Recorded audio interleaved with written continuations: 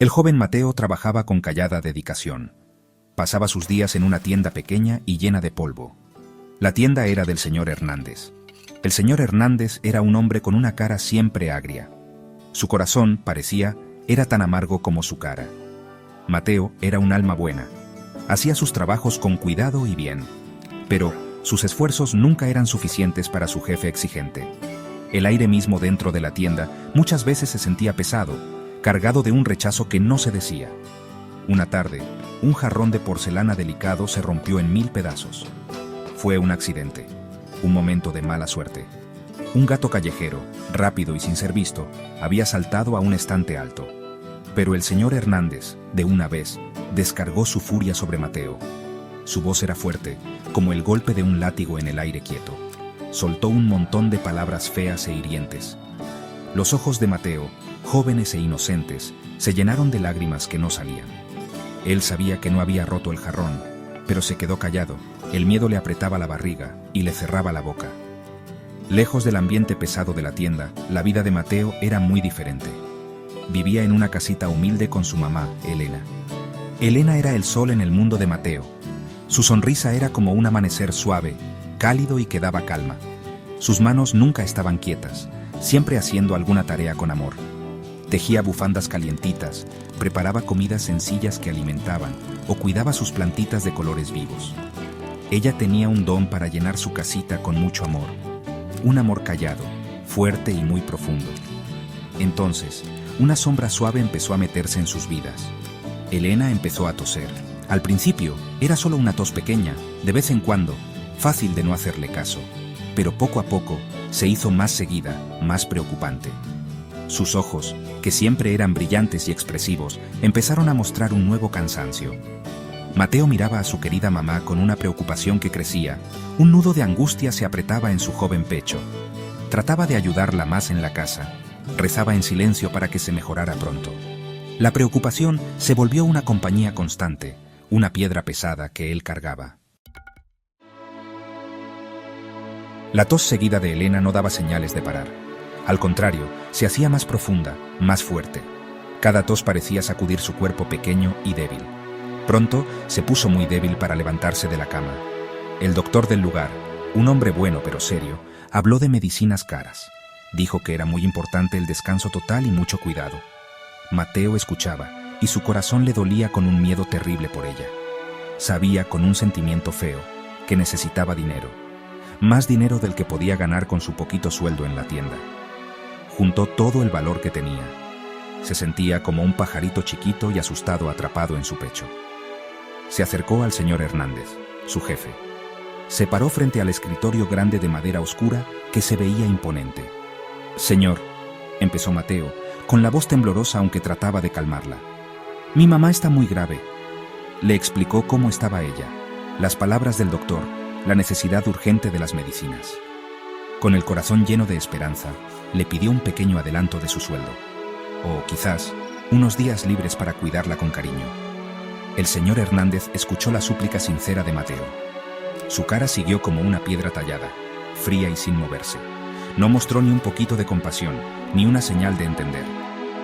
«Ese es tu problema personal, muchacho», dijo sin emoción. Su voz era tan fría como un viento de invierno. «Claro que no es mío». Golpeaba sus dedos gordos con impaciencia sobre la mesa brillante. «Si te atreves a faltar un solo día al trabajo, perderás tu empleo». Mateo sintió un frío profundo que le llegaba hasta los huesos. Una desesperación profunda y que dolía mucho lo invadió. Mateo caminó a casa con pasos lentos y pesados. Su espíritu joven se sentía completamente aplastado. Elena, a pesar de su propio dolor y debilidad, vio la tristeza en la cara joven de su hijo. Ella estiró la mano y tomó la de él. Su mano se sentía flaquita y sorprendentemente fría al tocarla. «No guardes rencor, mi hijo querido», susurró, su voz débil pero clara. «La vida da muchas vueltas inesperadas. La amargura es un veneno para el alma. Recuerda siempre el poder de la bondad». Sus palabras eran suaves, dichas con esfuerzo, pero tenían una fuerza inmensa, una sabiduría de siempre. Los días que siguieron a la súplica de Mateo estuvieron llenos de oscuridad. La condición de Elena seguía empeorando. Con una dedicación que no fallaba, Mateo la cuidaba. Sostenía su mano frágil entre las suyas. Le cantaba las canciones suaves y bonitas que a ella le gustaban de cuando él era niño. Pero su luz interior, antes tan viva, empezó a apagarse poco a poco. Una mañana callada y triste, ella cerró sus ojos cansados y no los volvió a abrir. El mundo de Mateo, ya frágil, pareció romperse en 1.000.000 de pedazos. Estaba completamente solo. El silencio que llenó su casita era enorme y resonaba con su ausencia. Las noticias, especialmente las tristes, tienen una forma de viajar. Al final, llegaron hasta el hermano de Elena, Ricardo, del que estaba distanciada. Él vivía muy lejos, en una ciudad llena de gente y movimiento. Era un hombre de mucha riqueza e influencia. No había visto a su querida hermana por muchos largos años. Una promesa olvidada, una discusión tonta del pasado lejano, había creado un hueco grande entre ellos. Ahora, una ola de arrepentimiento profundo lo invadió. Se enteró de que Mateo existía. El único hijo de su hermana, su hijo querido, ahora huérfano y solo. El tío Ricardo viajó al pueblito tranquilo. Encontró a Mateo, hundido en su profunda tristeza. Ver al muchacho, tan perdido y con el corazón roto, le dolió mucho a Ricardo. Era un recuerdo claro de su hermana perdida, de los años que no podía recuperar. Vio el espíritu bueno de Elena, su fuerza callada, reflejada en los ojos tristes de Mateo. Tomó una decisión en ese momento, una decisión que nació del remordimiento y de una chispita de esperanza. Se llevaría a Mateo con él. Le ofrecería una nueva vida, una oportunidad de verdad. Mateo llevaba las últimas palabras de su madre grabadas en su corazón. La vida da muchas vueltas. Decidió irse con el tío Ricardo. Llevaba su dolor inmenso con él, una carga pesada. Pero junto a eso, una semillita pequeña y frágil de esperanza empezó a nacer. Se dedicó a sus estudios con mucha determinación.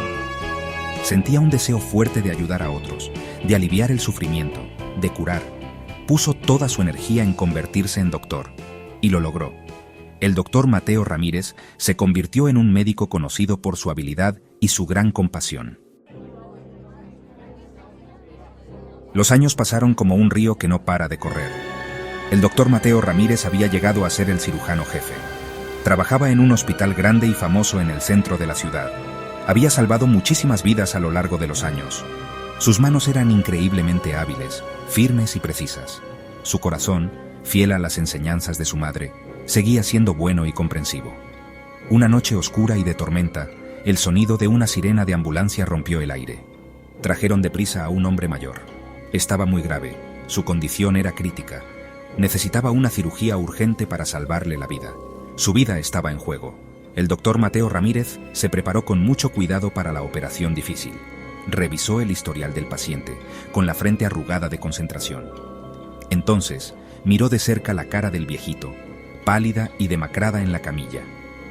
El tiempo había dibujado muchas arrugas en esa cara conocida, pero Mateo lo reconoció de una vez. Era el señor Hernández, su antiguo jefe cruel de hacía tantos años. El hombre que no le había mostrado compasión ni bondad cuando más lo necesitó.